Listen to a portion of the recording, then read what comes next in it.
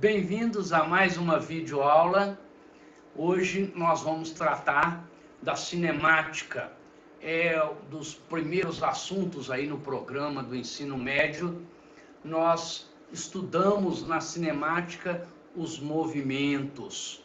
Todos os movimentos, né, incluindo os seus efeitos, são estudados pela cinemática. A ciência, a parte da física que estuda os movimentos. E essa questão do movimento, ela só tem sentido, só cabe a palavra movimento se a gente usa um referencial. O referencial é exatamente o elemento que rege os movimentos. Quer dizer, qualquer objeto pode estar ao mesmo tempo parado ou em movimento.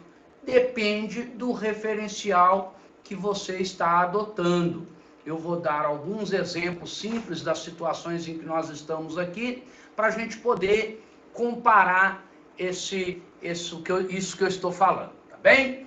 Então, vejam bem, esta caneta, ela se encontra, neste momento, essa caneta se encontra parada em relação a mim, que sou o referencial. Estou me colocando como referencial. Então, em relação a mim, esta caneta está parada. Também está parado o quadro, está parado a mesa, está parado todos os objetos aqui nesta sala se encontram, neste momento, parados em relação a mim. Porém, ao mesmo tempo, estes objetos, como essa caneta, se encontram em movimento em relação ao Sol. Então, se nós tomarmos o Sol como referencial, o nosso planeta está girando ao redor do Sol. Nós temos aqui o Sol, e aí o nosso planeta girando ao redor do Sol, nós estamos em movimento. Esta caneta está, nesse momento, em movimento em relação ao Sol. Então, o primeiro elemento importantíssimo da cinemática é o referencial, né? Sempre haverá um referencial no qual o objeto se encontra parado e outro referencial ou outros nos quais aquele mesmo objeto se encontra em movimento. Essa, então, é a nossa primeira colocação aí. Logo, só cabe o estudo dos movimentos quando nós entendemos que estamos adotando um referencial, né? Essa problemática aí já foi uma situação de discussão intensa da ciência, né? Em outras épocas da nossa história, onde se discutia se era a Terra que estava em movimento em relação ao Sol, ou se era o Sol que estava em movimento em relação à Terra. Então, hoje, nós temos como verdade a questão do referencial. De acordo com o referencial no qual nós estamos observando, um objeto poderá estar em movimento ou parado. Um exemplo, para finalizar essa discussão inicial, que eu gosto muito de falar, é quando você se encontra dentro de um ônibus. Você viajando a, por exemplo, 100 km por hora em relação à estrada. Então, alguém que esteja lá na estrada vai ver você passando dentro do ônibus em movimento a 100 km por hora. Porém, aquela pessoa que está ao seu lado dentro do ônibus, em relação a você, ele se encontra parado. Portanto, vocês podem ir conversando, você pode entregar alguma coisa para a pessoa, porque ele está parado em relação a você, mas está em movimento em relação à estrada. Então, essa é a questão principal, é a questão básica. No que diz respeito, então, a essa questão do movimento, nós temos que definir um lugar, um espaço. E aí, esse espaço, representado internacionalmente pela letra S, por conta da palavra em inglês, o space, né? Essa posição de um objeto. Eu vou determinar no meu referencial uma posição. Eu estou no lugar 0. Portanto, quem estiver à minha direita, eu estou aqui na posição 0. Quem estiver à minha direita estará ocupando os lugares 1, 2, 3, 4, etc., conforme nós determinamos os números naturais. Pode ir até o infinito. E quem tiver à minha esquerda, certamente, então, estará ocupando os lugares -1, -2, -3, etc. Tá bom? Então, existem os lugares positivos e o espaço negativo. É a partir de um referencial de um ponto 0 escolhido por mim. Tá bem? Ora, uma vez que eu esteja estudando o movimento de um objeto qualquer, nós vamos fazer uma brincadeira aqui, né? Com uma bicicleta, ó. Eu estou estudando o movimento, tá mais para uma patinete. Estou estudando o movimento desse objeto. Então, esse objeto se encontra na posição 0. À medida que o tempo, uma importante propriedade da física, o tempo, à medida que o tempo passa, e esse tempo nosso é o tempo clássico, é o tempo exatamente que passa como relógio, o tempo cronológico, né? Eu posso sair de uma determinada posição e ocupar outra posição. Então, eu tenho aqui, né, um objeto, estava numa determinada posição, e aí ele vai ocupar outra posição. Ó. Saiu de um lugar e foi para o outro lugar. Está aqui o meu objeto. Ó. Saiu da posição 0 e foi para a posição 4. Ora, cada vez que o objeto sai de uma posição, vamos reforçar o nosso estudo aqui, ó, saiu da posição 0 e foi para a posição 4. Vou representar o meu objeto agora como uma simples bolinha para facilitar o nosso entendimento. Ó.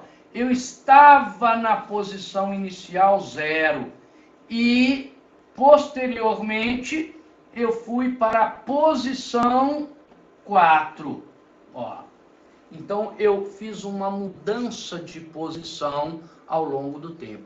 Toda vez que a minha posição se modifica ao longo do tempo, eu digo que houve um acontecimento, um movimento, houve uma modificação da posição.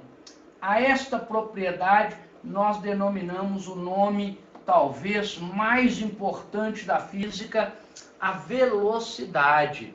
Isto é que é velocidade. É você mudar de posição, variar a sua posição ao longo do tempo.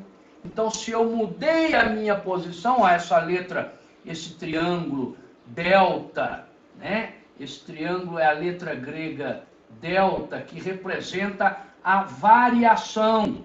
Então, se eu variei a minha posição, variação, vou escrever para o lado de cá. Vou escrever, vamos trocar aqui. É a variação, é o meu delta. Então, a variação da posição me dá exatamente... Eu vou deixar isso aqui apagado. Representa o delta, então, a variação. É o meu delta, tá bem? Então, veja bem, se eu tenho uma variação de posição ao longo do tempo, eu tenho, então, uma velocidade. Essa velocidade, né? Essa velocidade é dada, então, pela mudança da posição ao longo do tempo. Ó. Variei a posição ao longo do tempo. É a minha velocidade. Talvez uma das propriedades mais importantes da física. através da velocidade, do movimento dos objetos, a física, então, né, vai definir as demais propriedades que são dependentes dela. A aceleração, né, e a quantidade de movimento, a energia cinética, várias propriedades aí, a corrente elétrica, dependem dessa mudança de posição. Toda vez que essa mudança de posição é feita de uma forma constante, então eu tenho a minha velocidade constante. Velocidade constante. Essa velocidade constante determina um tipo de movimento conhecido na física como o MRU, quer dizer, o movimento retilíneo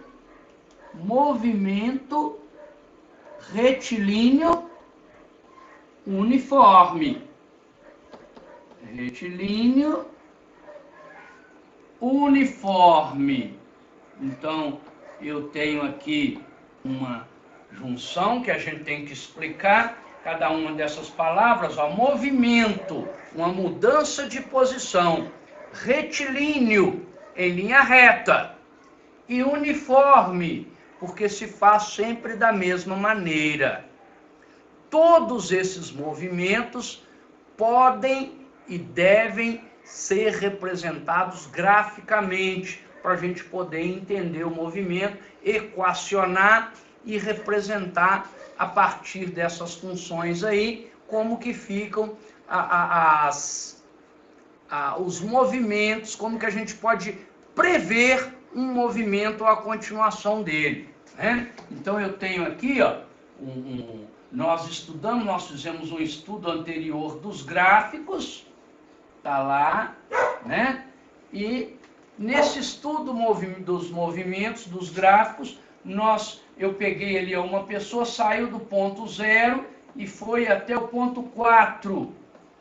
Vamos dizer que ele gastou aí 2 segundos. Então, veja bem, eu tenho uma equação que pode relacionar este movimento. Essa equação, ela segue aquele estudo que foi feito por nós, né? Quem se lembra aí do estudo do gráfico, está lá no outro vídeo, pode acompanhar, chama funções e gráficos, muito importante, né? Essa equação, ela depende do ponto inicial, então aqui, ó, é o ponto 0, está partindo do ponto 0, e ele depende de uma inclinação ou velocidade, quer dizer, ó, eu mudei de posição, eu andei 4 metros em 2 segundos. Então, a minha inclinação exatamente representa a velocidade do meu movimento, né? É quanto que eu andei, é o meu ΔS, ou distância vertical, é essa distância vertical aqui, ó, quanto que eu andei, dividido por quanto tempo demorou. Então, é o meu ΔS sobre o meu ΔT, nesse caso, 4 dividido por 2, 2. Né? Ficou juntinho aqui, ó. Então, a minha equação horária é equação começa no 0 mais 2t. Quer dizer, este 2 representa a velocidade do meu movimento, né? Então, no movimento uniforme, eu tenho as posições que estão relacionadas aos referenciais e eu tenho as mudanças de posição que representam a velocidade do meu movimento, né? Nesse primeiro momento, nessa primeira discussão, eu estou tentando resgatar, então, essas definições aí. A partir dessas definições, nós vamos, depois, em outros momentos, discutir até onde que vai a resolução de exercícios. Agradeço a vocês por mais esse vídeo aí. Fiquem com Deus.